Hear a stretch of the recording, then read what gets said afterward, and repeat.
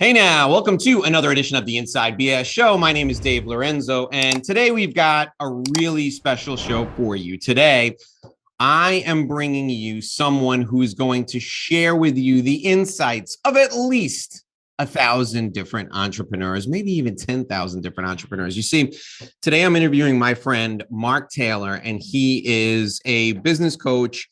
He's a master chair and he's a speaker, a professional speaker, but he interacts probably with more business leaders than just about anybody you're going to meet, because his role is to bring out the best in all of us. And he sits back and asks questions and helps people get to the root of what may be holding them back.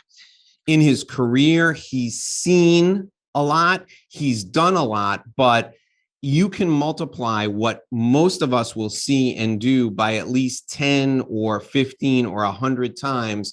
And then you'd have Mark, because he is exposed to dozens and dozens and dozens of different businesses each month.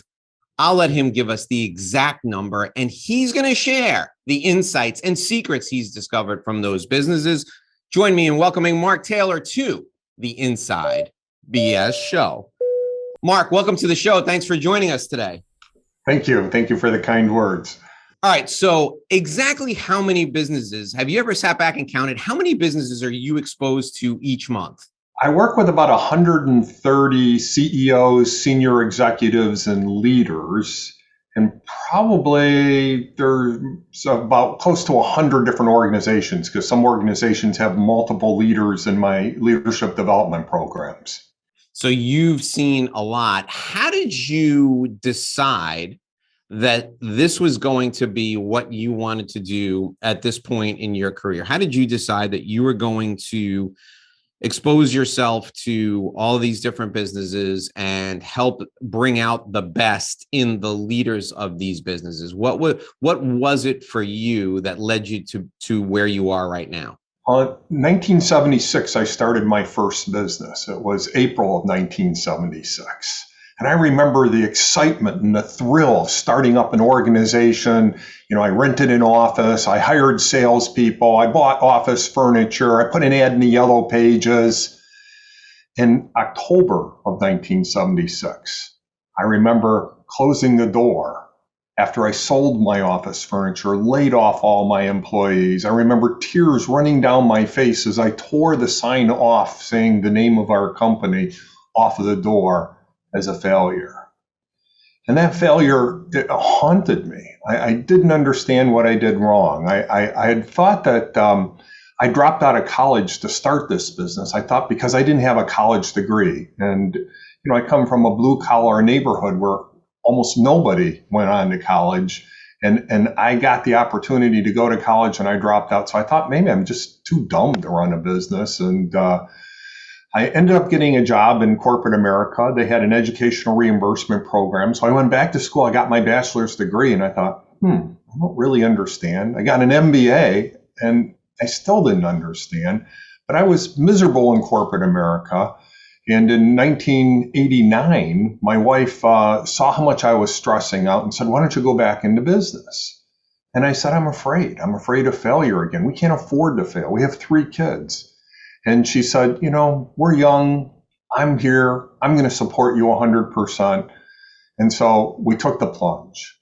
And it was a business where, you know, we had, it was like, think of Travelocity for shipping packages. It was a software that would tell you whether or not it was better to ship at UPS or FedEx or USPS. And I was originally the software programmer, the salesperson, and the bookkeeper.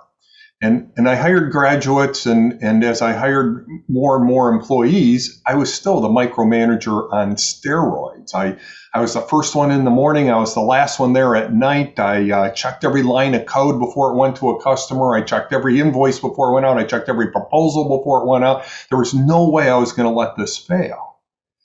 And I was working nonstop.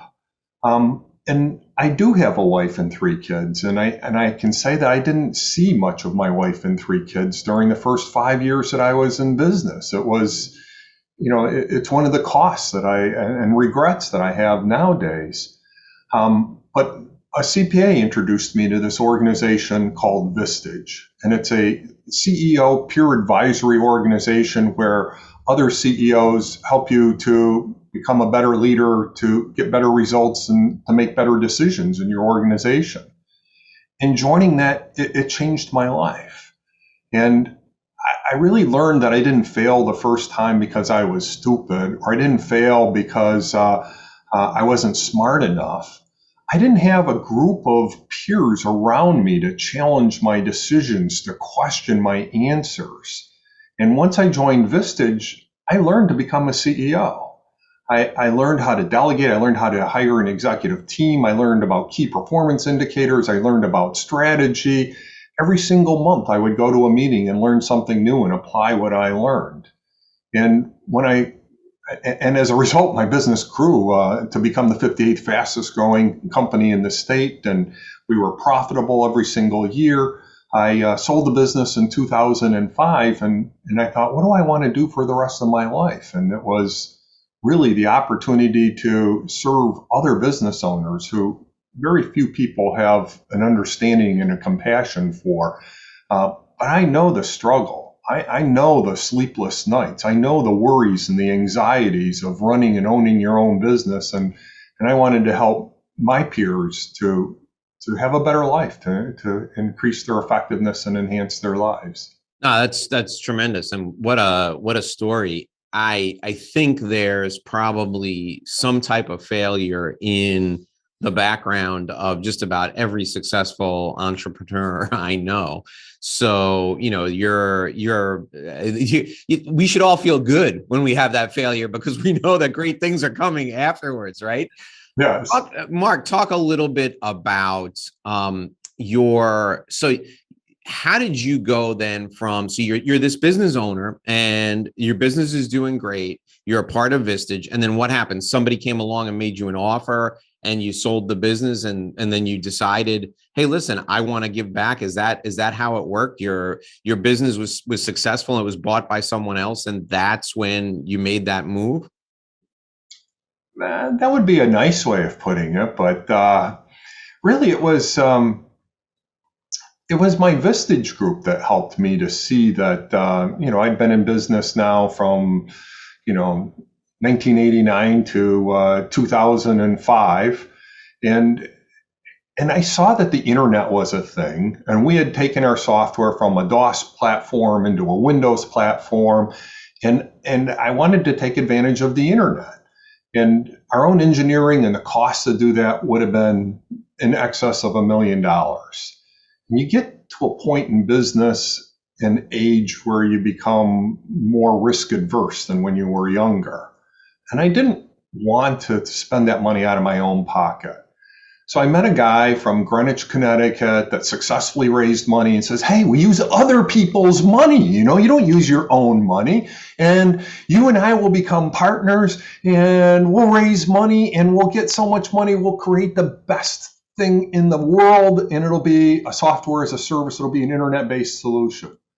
So that's what I ended up doing, is I sold my company to the larger company, became 50% owner, and we raised $20 million to develop this new technology in the internet, and went public in 2007. Oh, wow. Fantastic. Well, that's an even better story than the story that I pitched you. So I'm glad it worked out the way you said it. All right. Now talk about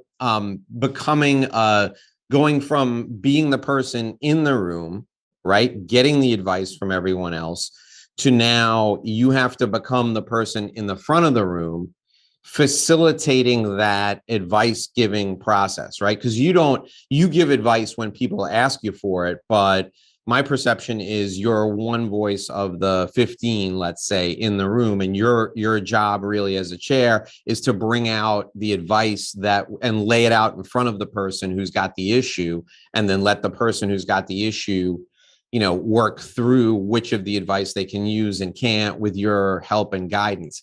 How did you feel? What was it like to go from being just one of the people in the room kind of participating in that to now you have to for now you've got like 6 groups, but at the time, when you started, you probably started with 1, I would imagine, and you have to facilitate that process.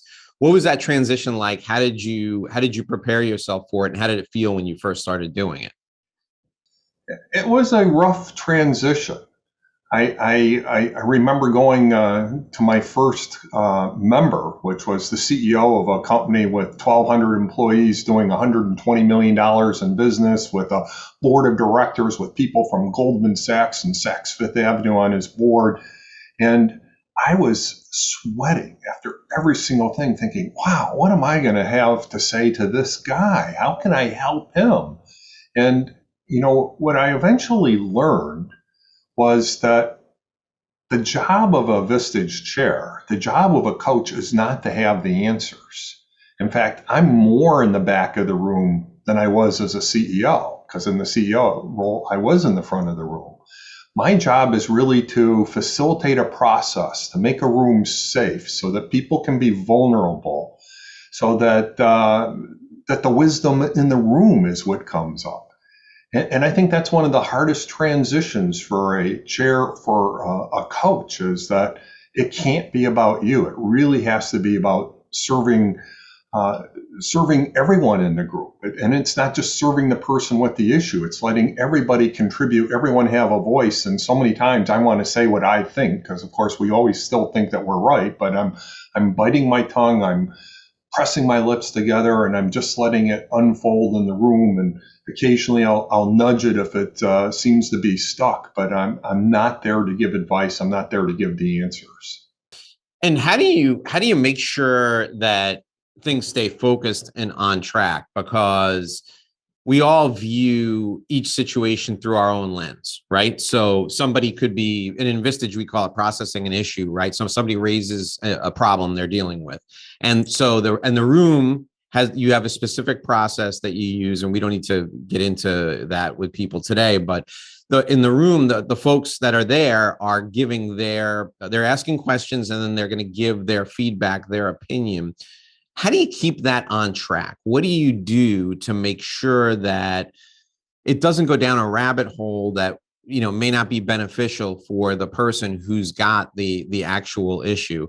And you have to do it in a way that, if you got 15 people in the room, you got 15 egos, right? So you got to do it in a way that you make sure that you're not offending somebody, because at the end of the day, everybody needs to feel heard, but not everybody's advice is going to be appropriate in the moment. So how do you make that happen?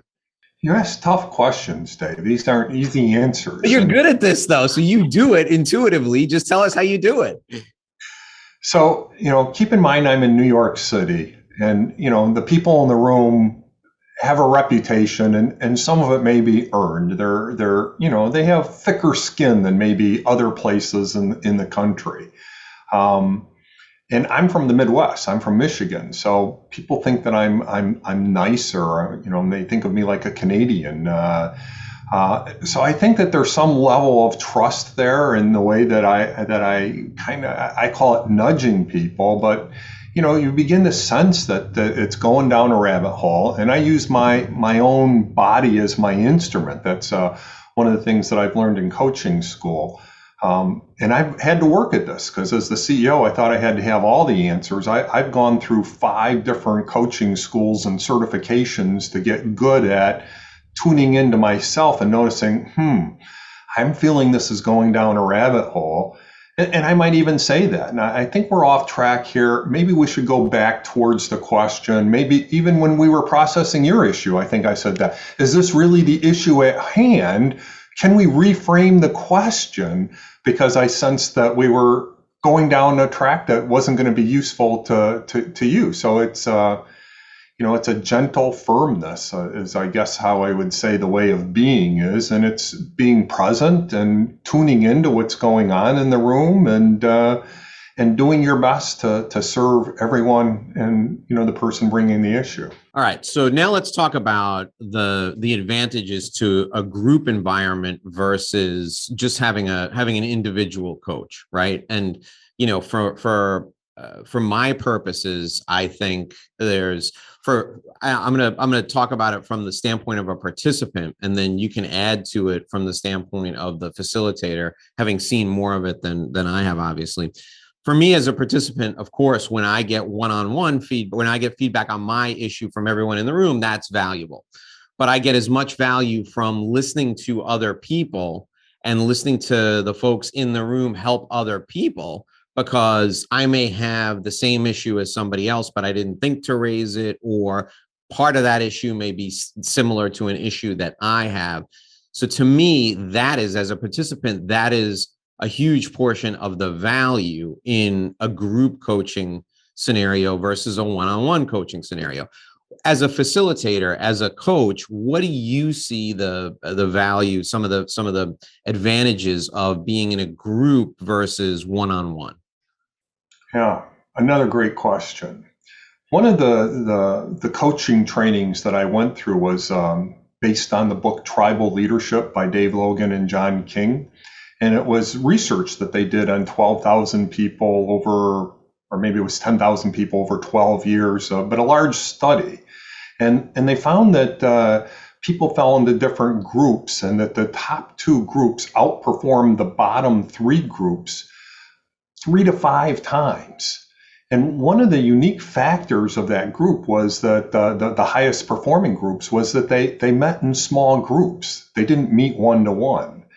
And so I began experimenting with this when I became a Vistage chair 12 years ago, and meeting in triads rather than doing one-to-one coaching.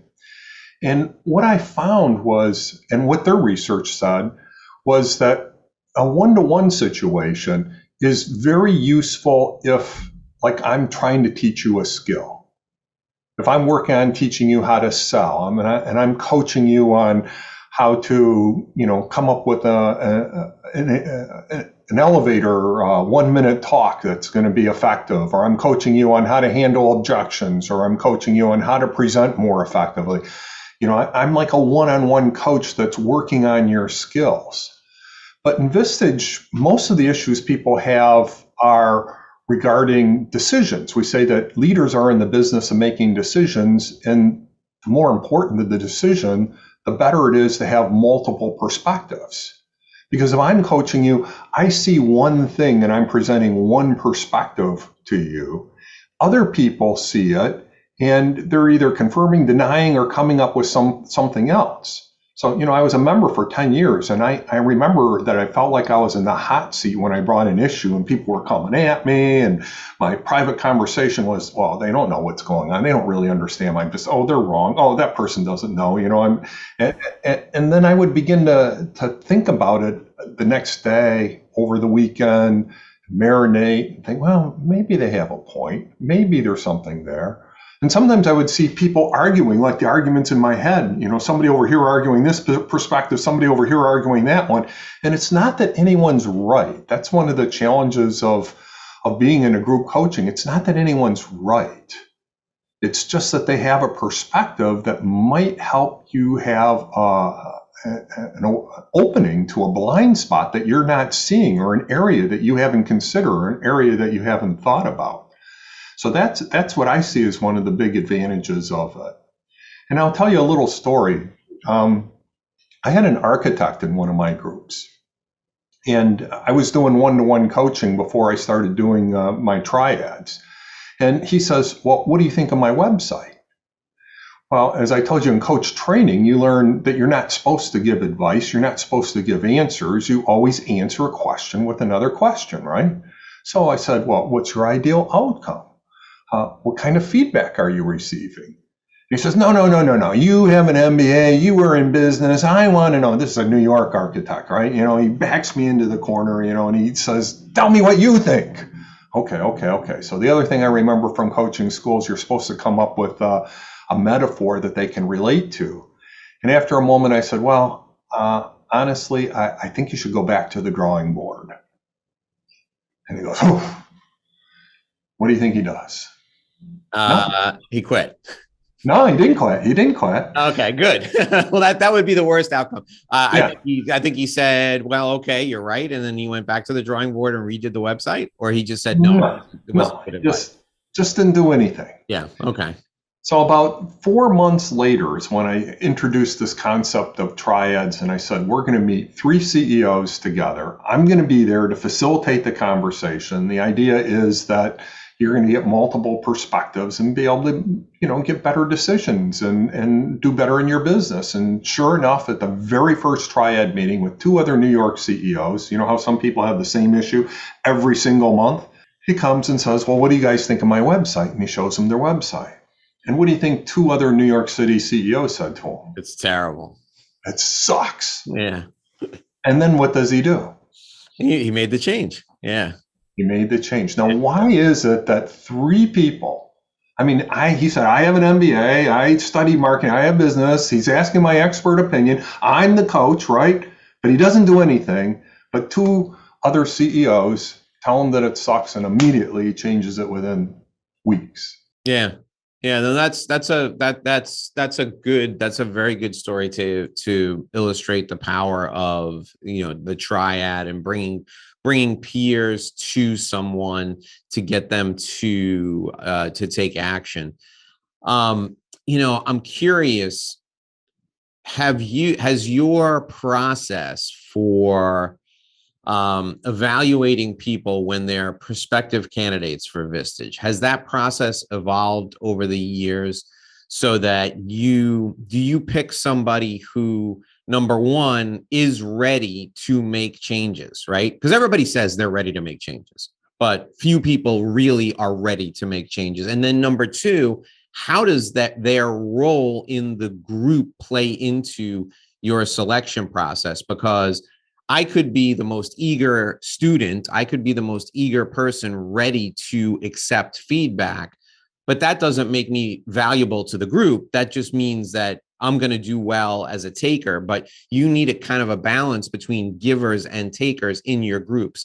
How has your process in vetting people for Vistage evolved over the years so that you get, because I'm in one of your groups, and I think you have a really good group of people who are both givers and, good at receiving the advice in a way that they don't take it personally. How do you vet those people to make sure you're getting the right people for the room? It's, I think, one of the largest challenges for a Vistage chair that's putting together a group, because, until you have your group together, you have no income. My first year, I made less money than when I was, 16 years old working at McDonald's, because it took me so long to launch a group. And at that point, my criteria was if you could fog a mirror and sign an order or sign the membership application, you were in. And it turned out to be a big mistake. Most of those members didn't stay because I didn't have selection criteria. So over the years, I look for a couple of different things. I look for people that are humble. The people with the huge egos, the people that already know it all, are not going to be good members of a group. I do look for people that are givers rather than takers. Using Adam Grant's analogy and asking them questions, I get a sense of who they are. And I look for people that are, yeah, exactly. It's Adam Grant's book, It's a fantastic book. I just reread it again. It's a great book. Yes. And I look for people that are passionate learners, that have a learning mindset, that are, want to learn, that are going to, that's what attracted me to Vistage. That's what still attracts me, is because I'm constantly learning. We bring in speakers for our CEO and our key executive meetings, and I bring the same speaker in to speak to 3 of my groups 3 days in a row. So I hear the same 3-hour workshop 3 days in a row. And people say, well, how do you do that? Aren't you bored? And I say, no. It's like watching a movie or reading a book the second time, like you just read that book, is that when you're a passionate learner, you're looking for new opportunities, new distinctions, new actions to take, new ways of thinking, new perspectives, but it's being responsible for your own learning. So I look for that trait, that people that are going to look for what possibilities are there. So those are some of the things that I look for when I'm interviewing potential candidates for a group. Yeah, I talk to us about that first year. It's really interesting that you said that first year you didn't have anybody. I work with people who are professional speakers and they want to add coaching and consulting to their product or service offering. And one of the things that holds them back from doing a group coaching model is exactly what you said, right? They find somebody and that person would be great for a group, but they don't have a group. And then they got to go find 3 or 4 more people so that they have a group. Explain to them, and this is really kind of granular, but it'll be helpful for a few people who I know absolutely will listen and watch this show. So you get a couple of people, you run into them, your buddies who are doing other things, and you're like, hey, I'm forming a group. I got trained. I'm doing this Vistage process. And they say, great, Mark, let us know when the first meeting is. How do you keep their interest if the first meeting isn't for like 4 months? Like, what do you do with them? So I started my Vistage practice in 1989, which was when I think we recognized that we were in a recession. We knew we had the big financial challenges and the banks and the stock market and everything happened in October, November of 2008. But in January, it's like, okay, we were in a recession the last quarter. It's official. And that first member that I told you about earlier, I got out of my training. I was introduced to him by a colleague that was in my group in Michigan. I went to his office. I talked to him about Vistage, and he said, great, I'm in. Signed the application. I thought, this is going to be easy, right? That was in January of 2009. It took me another month before I got another candidate that said, yeah, this sounds interesting. And then, of course, he says, who else is in your group? Well, guess what? I already have one person, and this person is so-and-so. Oh, I know so-and-so. I can't be in the same group with him. Oh my, this is New York City. What are the chances of that happening, right? I called my coach and I asked him, what should I do about it? And he says, take them both to lunch, see if you could work it out. So I did that, and it turned out this was the architect. And the architect had designed a building for the other guy, and somehow he didn't pay the final bill, and there was some discrepancy there. But I took them over lunch and they worked it out. So then I had 2 members. And then again, it took me another month. I didn't launch until July. So 7 months. And the first guy, I'm meeting with him one-to-one, giving him free coaching. I didn't tell him it was free. Probably it was like April. He says, so by the way, are you going to invoice me for anything? Because we don't even invoice until we have a group.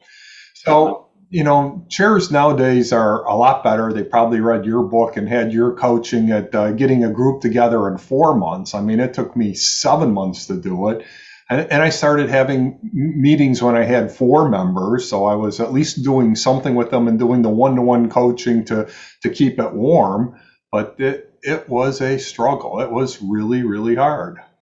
All right. So now I want you to take a minute and think about this. I want you to tell folks about you're very successful at what you do. In fact, congratulations. You're #1 in the world in terms of Vistage shares for growth and retention of members. So again, congratulations on that. Being successful, I want you to share with people the percentage of time you spend doing your job versus the percentage of time you spend with business development. Okay. And I don't know the answer to this, so I'm going to be a spectator along with everybody else. And I want to hear what it takes you, a seasoned professional who's probably got too much to do already. I want to hear what your business development process is like and how much time you spend. I want you to take a minute and think about it, Mark, because I need to remind people that we're brought to you by Sandrowski Corporate Advisors. For over 35 years, Sandrowski has helped people with business valuation, litigation support, forensic accounting, risk management. And one of the things that I talk about all the time when I talk about Sandrowski is what I've seen them do with what's called the qualified small business exemption. So this is a little used element in the tax code. In fact, if you ask any CPA, they'll know what it is.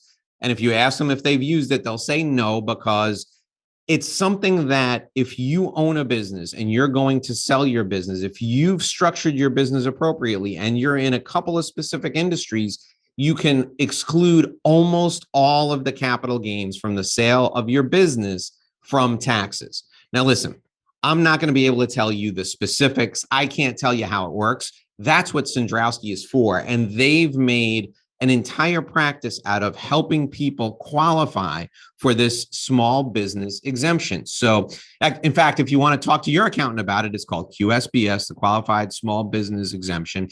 And when you go to Sandrowski, here's what they're going to do. They're going to look at the way your business is organized, look at the way it's structured, and then they will determine what changes you need to make to your business structure, which honestly are probably going to be transparent to you as the business owner, the business leader. They'll make the changes, and then there's a 5-year period where you have to operate under the appropriate structure in order to unlock the gains or the exemption from the capital gains tax that comes from the windfall you get when you sell your business. So here's the thing. When is the ideal time for you to talk to Sandrowski about this? Well, the ideal time would have been when you formed your business, but you didn't do that. You know what? I didn't do it either. The second best time is right now. So reach out to Sandrowski Corporate Advisors. Tell them you heard about the qualified small business exemption in the tax code. You can call them at 866-717-1607, 866-717-1607. That's their phone number. They've been doing this for 35 years. They can help you shelter that revenue windfall from capital gains as much as possible. And listen, even if your business isn't eligible, they'll probably find another way to save you some money on your taxes. 866-717-1607. Sandrowski Corporate Advisors, they're a CPA firm with a different perspective. We're also brought to you by My Revenue Roadmap Guide. So let's say you're a professional. You're a CPA, you're a lawyer, you are an accountant, you're an architect, like Mark's first client. You want to grow your business, right? Here's what I'm going to do. I'm going to give you a gift for free. Go to revenueroadmapguide.com. That's a website. It's all together, revenueroadmapguide.com. Enter your contact info. You can download a free, completely free business development plan. It's my gift to you. It's the same plan I use with my clients. So when my clients sit down with me, I say, listen, we need a business development plan for you. This is the template. I give them the Revenue Roadmap Guide. You're going to get this for free as a gift from me, a gift from Mark, as a thank you for joining us here today. Revenue Roadmap Guide, enter your contact info, download your business development guide right now for free. All right, we're talking with Mark Taylor. He's a Vistage chair. He's a master chair with Vistage. He's also, you can call him a business coach. He's also a professional speaker. He works in New York City. If you want to get a hold of Mark, if you want to join one of his groups, or you just think he's a great guy and you want to book him to speak in front of one of your groups, you can call him at 646-427-3849, 646-427-3849. Okay, Mark. So before we went on that brief break, I asked you about business development, because here's the thing. People don't realize my business, your business, we're in the relationship business. We're in the business of not only delivering a valuable service, but we also have to find people that we can deliver the service to. So you're well established. You've got a great thing going. You got a bunch of groups. You're highly successful. How much time do you spend today trying to connect with people, build relationships, develop even more business? So I wanted to ask you the question, what do you consider business development? Okay. Now we're having a conversation.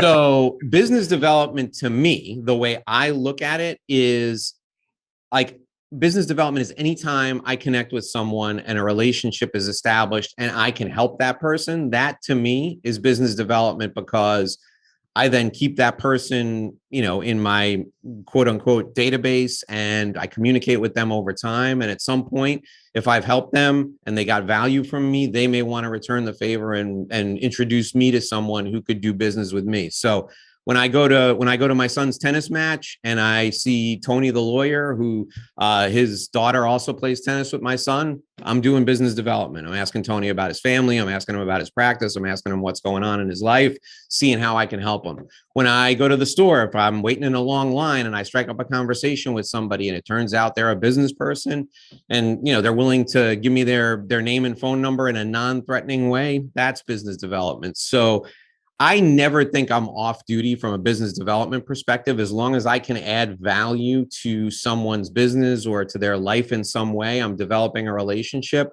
I may get something out of that down the road. I might not. But to me, every interaction I have with another person where I develop a relationship, that I would consider business development. It's not your classic textbook definition, but that's how I look at it.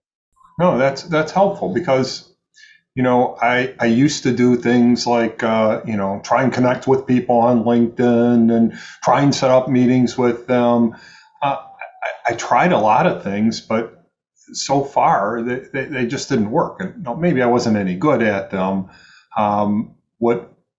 I've been fortunate in that all of the new members that I have in my groups have come through a referral of some sort. Every single one of them. And I have, close to 140 different members right now.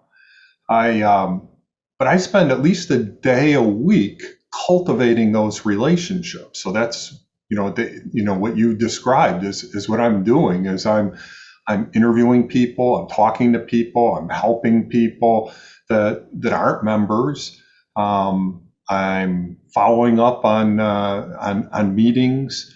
I mean, the group that you're a part of is really considered a kind of business development for me, since I probably have at least 10 or 15 different members that were introduced to me by professionals like you that I work to serve and help and assist. I have a call every single Monday. Had one this morning where people can just like open office hours. They can come in with any issue, any question, any decision, and I'm there to help. And whoever else is in the room, I'll facilitate their help. And most of the time, there's 5 to 12 people that show up every single Monday. So I guess in a way, that's business development too, right? Sure. And this is business development for both of us, right? So what'll happen now is when I'm ready to refer somebody to you for one of your CEO groups, I'm going to take this interview and I'm going to send it to him. I'm going to say, hey, you want to see what this guy's all about? Here, I grilled him for 45 minutes.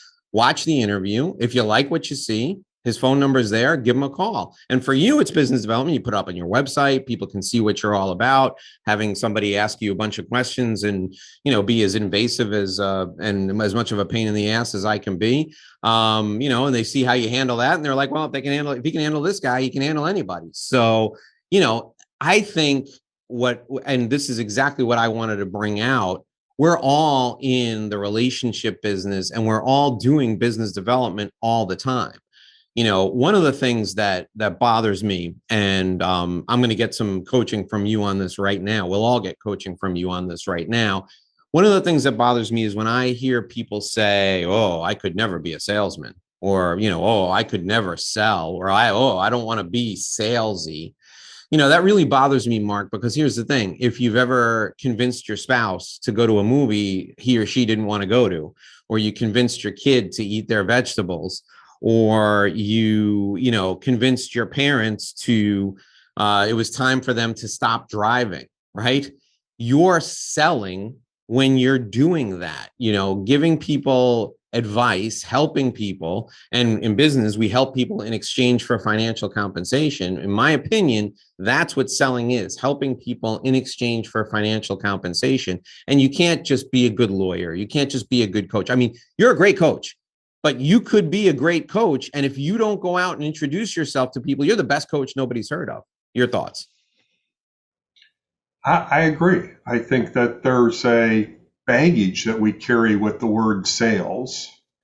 I think of maybe a more appropriate word would be influence. And what is leadership? Leadership is about influencing others. So I think that all sales is leadership. You're influencing others and learning how to influence others in an ethical way where you're serving them with their interests at heart. I mean, I think that makes a positive impact in the world. I agree. All right, let's shift gears a little bit. I want you to take a couple of minutes and talk to us about speaking. I've seen, I see you speak once a month. Albeit in an informal way, but I've seen your, I've seen your TEDx talk, the one you did TEDx Times Square on the triads. how have you how has speaking helped you with your Vistage coaching business? And would speaking be enough to be a business for you in and of itself if you decided that was the way you were going to focus? These are tough questions that I haven't thought about. I saw my first professional speaker when I was like 18 years old, and I was just like, wow, that's what I want to do, And so I was a fan of Zig Ziglar and Tommy Hopkins and, Tony Robbins and all these. Great. They're the greats. That's the Mount Rushmore of speaking right there. Exactly. So after I sold my business, I was exploring becoming more of a professional speaker. I'd been an industry speaker at our conferences, and something about being in front of a room, it sounds very egocentric, but it's almost, you're in an altered state. It's like you're not yourself. And what I find for me is I'm not thinking about myself. I'm just so engaged with the audience that it really is a thrill. And if you make a difference and make a contribution and have people come up to me years later, remembering something that I said in a talk that I gave, it just the impact that you're able to make is the juice that excites me about it. I don't speak as much anymore because I don't like traveling as much as I used to as I'm getting older. So I made the commitment to have more groups. I now have 8 Vistage groups, which keeps me pretty busy. But I do speak. I have a call right after this with the CEO who saw me speak that wants me to come back and speak to her whole company. And that's what I really like to do. I believe that if we can raise the level of leadership effectiveness, that we can positively impact the world. We can impact not only the leaders, but their families, their employees, and their communities. The number one problem, and we have this great resignation. It's toxic cultures. It's bad managers. People are leaving their managers. They're not leaving because of pay. It was like ranked 14th on the top 15 reasons that people leave right now during this great resignation. And I truly believe, and the research validates, that the reason why we have so many bad managers is we're not training them how to be leaders. The average person receives their first leadership training when they're 42 years old, 10 years after they became a leader. They have no idea how to do it. And I truly believe that leadership is learned, and it takes practice, and it's making mistakes. But that's why I do what I do. Oh, that's great. I love it. All right. I'm going to ask you to give us 3 things we should take away from our time together. Before we get into that, I want you to help us think through how people should select a coach or a coaching group, right?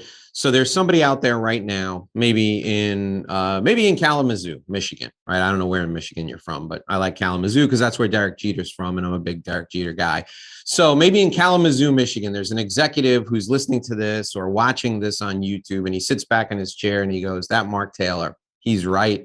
I need some help. I got to get in a room full of my peers, or I got to get a coach."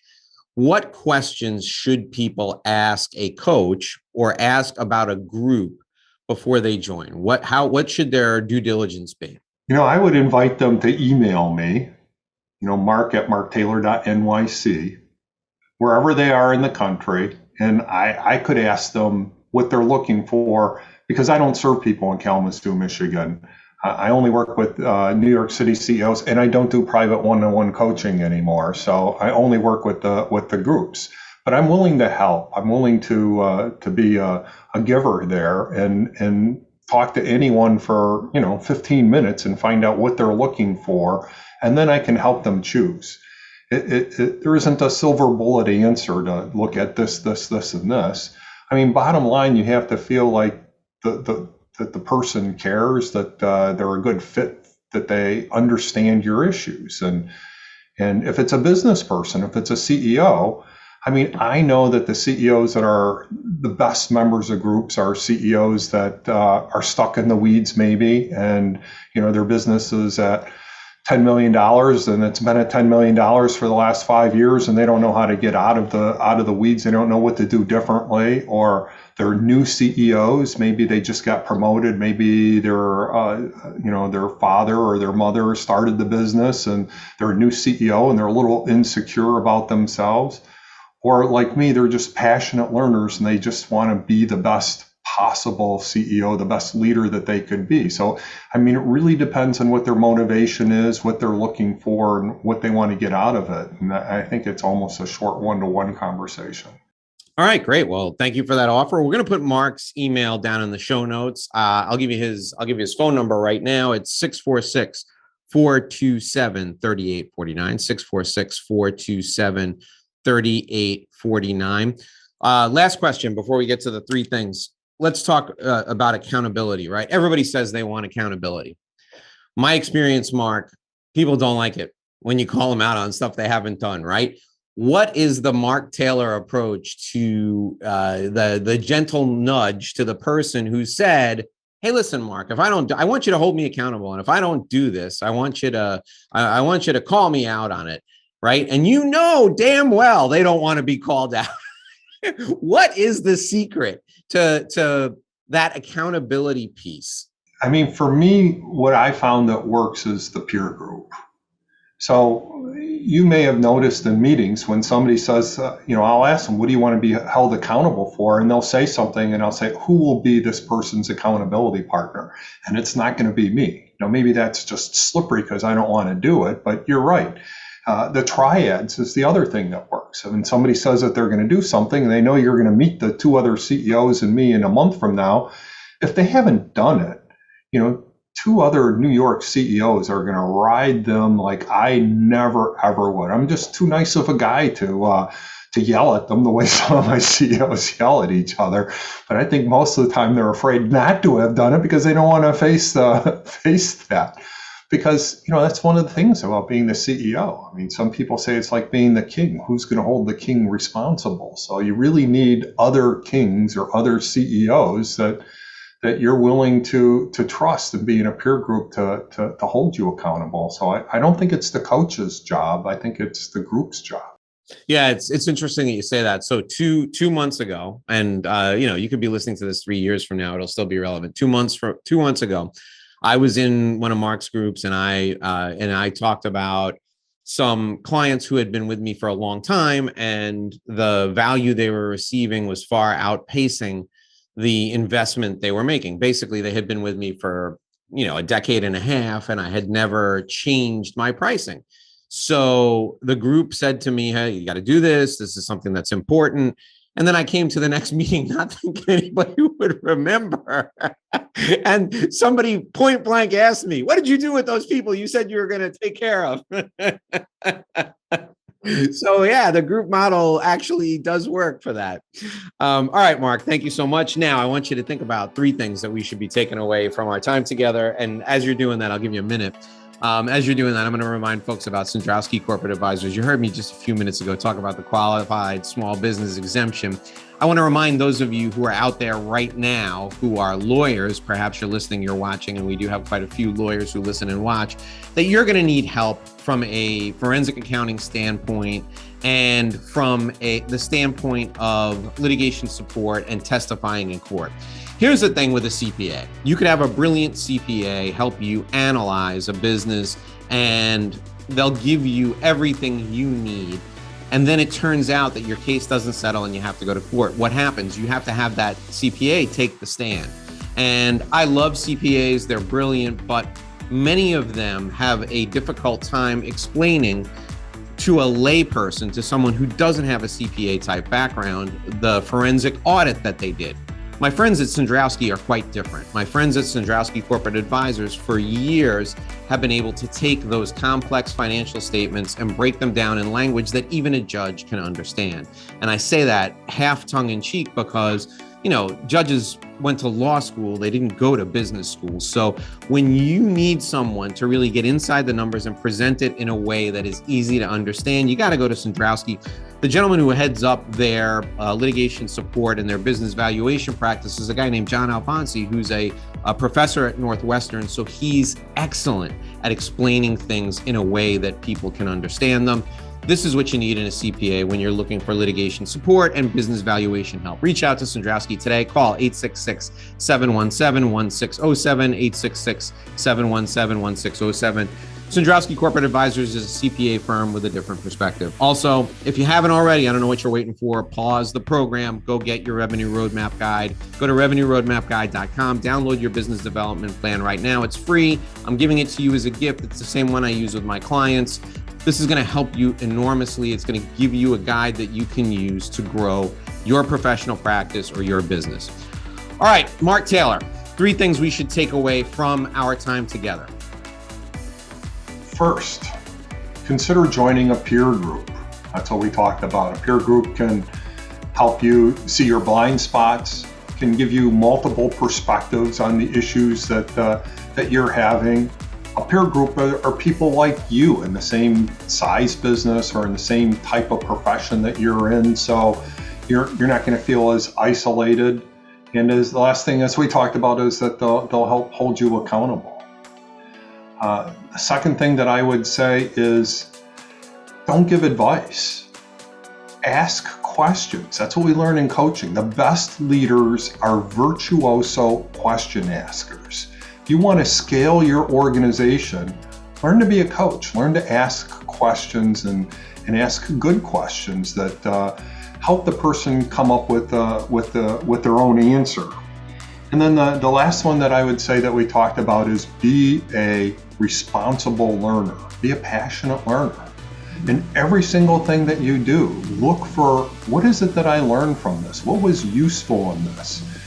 Think of life as a smorgasbord. It's not every single thing that that's presented to you that you're going to eat, but look for the one thing that is good for your health, that is going to make you feel good and it's going to make a difference in your life, and put it into use. All right, Mark Taylor, thank you so much.